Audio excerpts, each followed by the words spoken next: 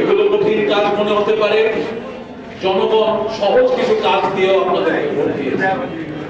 বিএনপির প্রতিটা নেতা কর্মী, আমি বিশ্বাস করি আপনারা খবর রাখেন।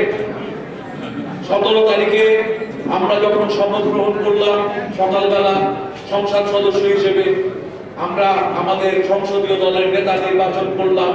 আমাদের দলের নেতা জনাব তারেক রহমান সাহেবকে, এবং তিনি প্রধানমন্ত্রী হলেন।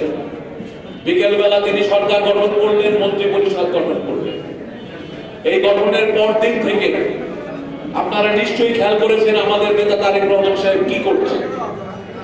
আমি আপনাদের ভাই হিসেবে, নেতা হিসেবে একটা উপদেশ দেব, সম্ভব হলে প্রতিদিন 5 মিনিট হলেও দেখেন আজকে তারেক রহমান সাহেব কি করতেছে।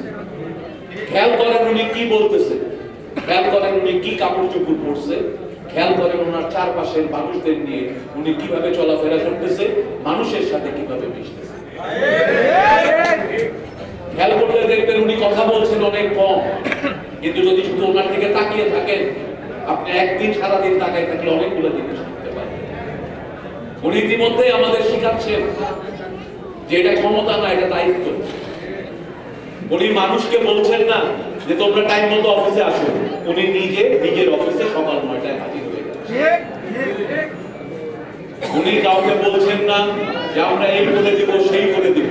উনি প্রতিদিন যা যা করবো বলে আমরা ইশতেহারে বলেছি, 7 দিন হয় নাই সরকারের বয়স, সেগুলো বাস্তবায়নের জন্য মন্ত্রী পরিষদের আন্তঃমন্ত্রণালয়ে বৈঠক করছেন, সুনির্দিষ্ট সিদ্ধান্ত দিচ্ছেন, তারিখ সহ বলে দিচ্ছেন কোন জিনিসটা কবে বাস্তবায়ন।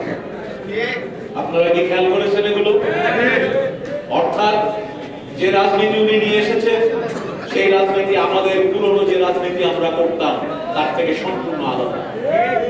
আজকে যদি পুরনো রাজনীতি থাকতো, এই রমজান মাসে নবনির্বাচিত প্রধানমন্ত্রী সম্ভব হইলে দিনে 2টা করে ইফতার মাহফিল আয়োজন, সেখানে কোটি কোটি টাকা ব্যয় হইতো, আলোকসজ্জা হইতো, 5 তারা হোটেলে আমরা যারা প্রতিদিন ভালো খাই আবার আরেকবার গিয়ে খাইতাম। কিন্তু আমার দেশের গরিব মানুষ, এতিমের বাচ্চা, তাদের খাওয়া যুক্ত।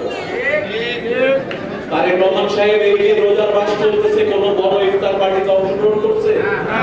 করে নাই। কিন্তু ওনার স্ত্রী আর কন্যাকে দিয়ে বিভিন্ন এতিমখানায় ওনারা নিজেরা গিয়ে এতিমদের সাথে ইফতার করতেছেন, এতিমদের ইফতার করাচ্ছে। এটাই কি হওয়া উচিত না? আমি এই কথাগুলো আপনাদের বলতেছি এই কারণে, আপনারা সবাই দলের পরীক্ষিত নেতা এবং